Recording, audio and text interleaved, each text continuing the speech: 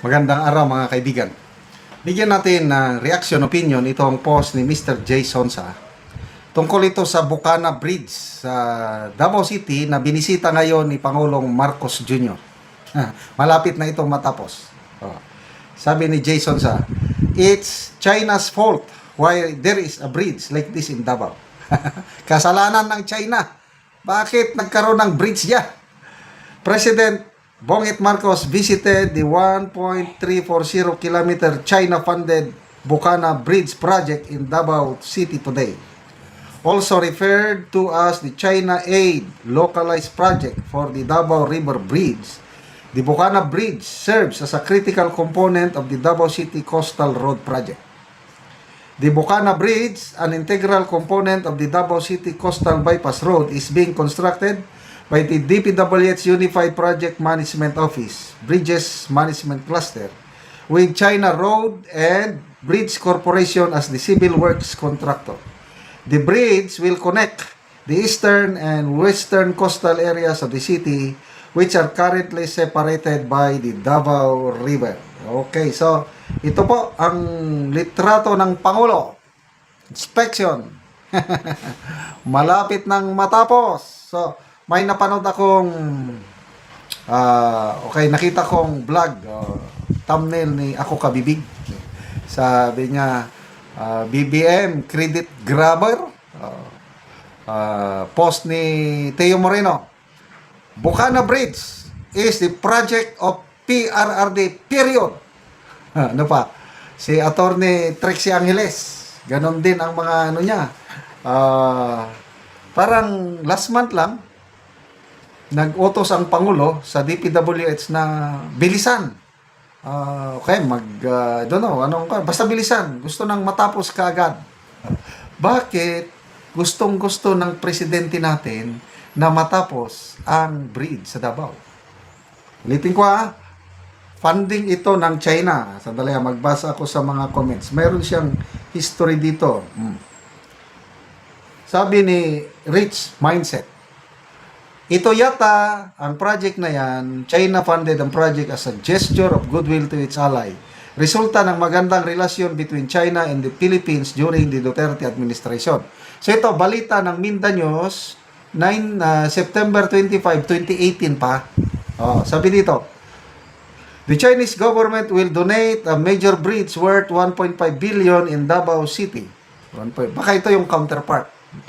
Kasi ang nabasa ko, mga 3.2 billion lahat ang cost ng project ng bridge. So, siguro itong 1.5 billion galing sa China and then may counterpart ang local government. Ganun ba yun?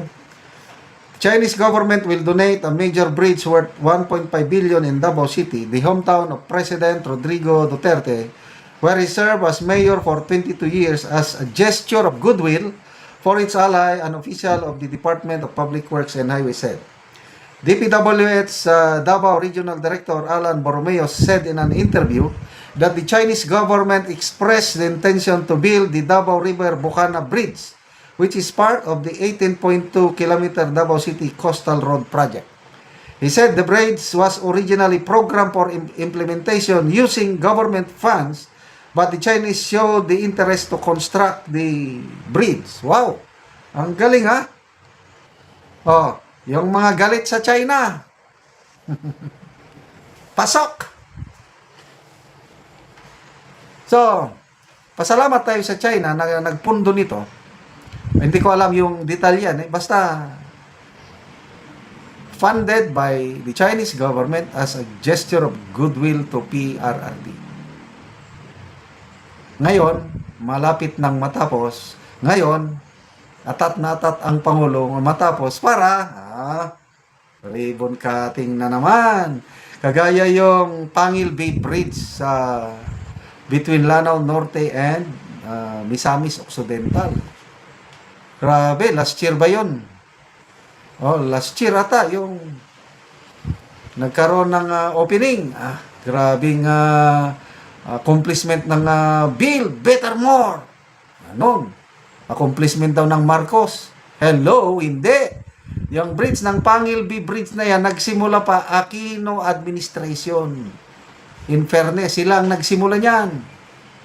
Pinagpatuloy lang ng Duterte administration at natapos sa unang taon o pangalawang taon pag panunungkulan ng Marcos administration. Tapos, aangkinin nila na sila, build better more kuno.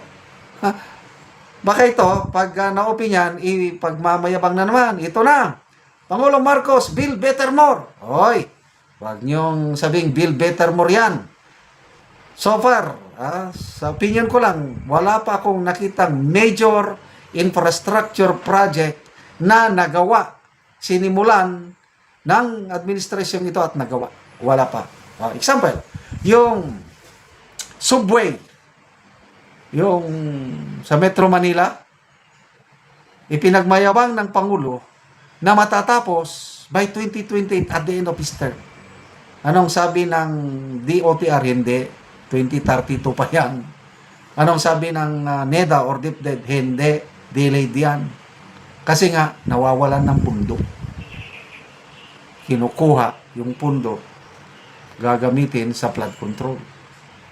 So, anyway, pabayaan na lang natin. Siyempre, presidente siya, bisitahin niya, pakita na he's working hard. Sabi niya, hindi na ako nakakatulog sa trabaho ng trabaho. Hindi na nakakapag-beats daw.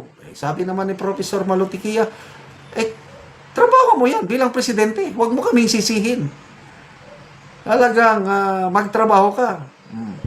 Ang problema, trabaho ng trabaho, pabulusok naman ng pabulusok ang kanyang rating. Itong latest na survey ng WR numero, dati noong August, 35%, ngayon 21% na lang. Ay nako, saan papunta ang administrasyong ito? I don't know. Salamat mga kaibigan sa inyong pagsubaybay sa ating channel.